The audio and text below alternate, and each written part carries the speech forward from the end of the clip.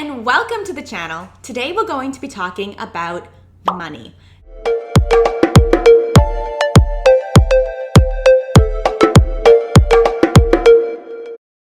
Travel doesn't have to be expensive, but flights and the ability to do all of the things that you want to do while you're away does require some money. And I'm all about a good deal, but spending your entire trip staying in a hostel, eating in the hostel, drinking in the hostel sounds like a waste of what could have been an epic adventure. That's why I make a conscious effort to save for a trip so that I don't have to be pinching every single penny while I'm away. Today I'm excited to share these tips with you so that the savings you make today can lead to an epic adventure tomorrow. Set a very clear goal. Saving is not always fun, but knowing what you're saving for can be very motivating. If you want to go to Italy, put Italy as the background on your computer screen. Put it on your vision board. Make it the background on your phone. That way the next time that you're out at the bar and your friend says, come on, it's just one drink, you can look at your phone and realize that that $10 glass of wine is going to be so much better at a vineyard in Tuscany for €1. Track everything. Know what your starting point is and how you're progressing towards your saving goals. I use a free app called Toshal that allows me to input everything I'm spending and everything that I'm earning, and then it puts it into these nifty little graphs for you that shows you if you're spending all of your money on food or entertainment, really just where it is going. And I know that tracking doesn't necessarily mean you're going to save more, but it's like those food tracking apps, MyFitnessPal or Lose It, where you input everything that you're eating, and then when you realize that that stale office donut is actually half your calories for the day, you may decide to pass it. The same logic goes if a Starbucks Frappuccino is actually worth the equivalent of a full day of eating in Thailand, you may realize it is not worth it. Track your expenses, know where your money is going. Create an adventure fund, also known as a tax-free savings account. Why have your money just sitting in a checking account when you could instead have it in a tax-free savings account where it's going to be passively earning you money? To get started with this, go around your house, collect all of your spare change, dump it into one of those machines at the grocery store where they will turn it into bills for you, and then go put this to start off your adventure fund.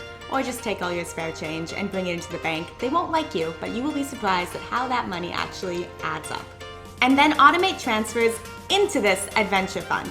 I do about 10% of my income on a bi-weekly basis where it automatically transfers so I don't even need to think about it and the money starts adding up.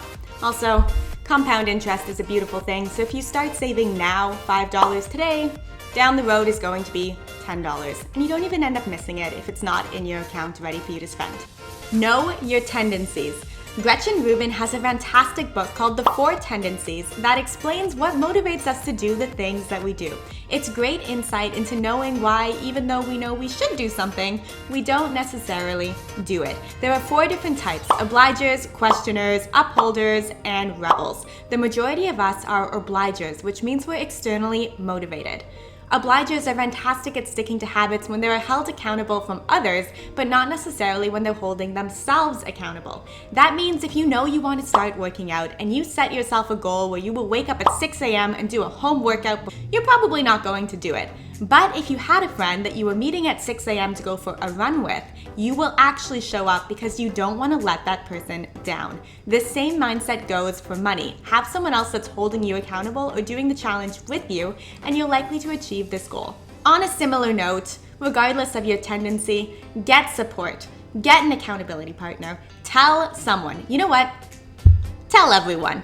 It's going to make it so much easier for you if the people in your life know that you have a specific goal that you're saving for. So then when you're skipping out on expensive activities, or say you're at the movie theater and you go into your purse and you pull out your own bag of M&Ms and your can of Coke, you're not going to feel so awkward doing it. Am I the only one that does that? This way you still get your movie snacks, but you don't have to spend a whole bunch of money. It's not like they ever check your purse. Let me know in the comments below if you do that or if it's just me.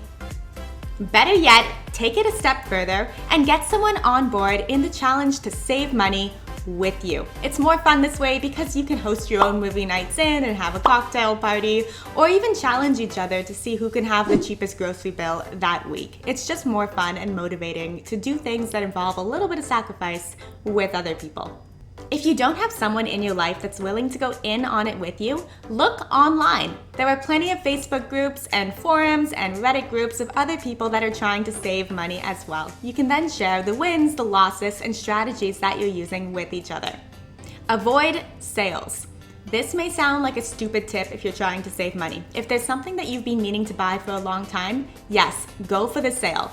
But what I'm talking about is avoiding impulse buying just because it's a good deal.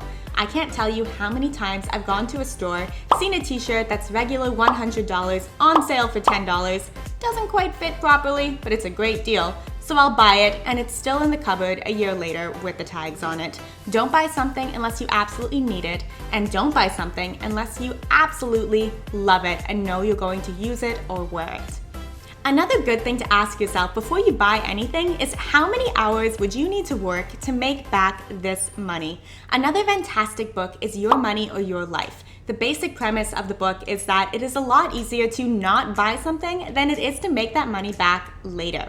I would much rather pack a sandwich for lunch instead of going out for lunch at work paying $15 plus tax plus tip, which is money that would be equivalent to spending an extra hour of work that night.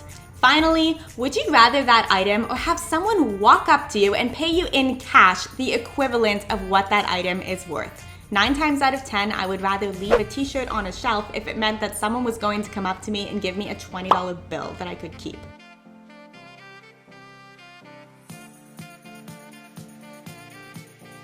In this video, I shared some general strategies to have a better money-saving mindset for travel, but I find it to be most helpful when I have specific systems in place, which is why I encourage you to hit my face and subscribe right over here, because next week I'll be sharing my 5-step process to get pretty much anything I want to buy, either cheaper or for free. Hope you'll tune in for that. In the meantime, the key is to stay motivated by knowing your why. I highly encourage you to check out this video right here on the perfect trip for your personality, or this one to inspire you down here on some of my favorite bucket list experiences.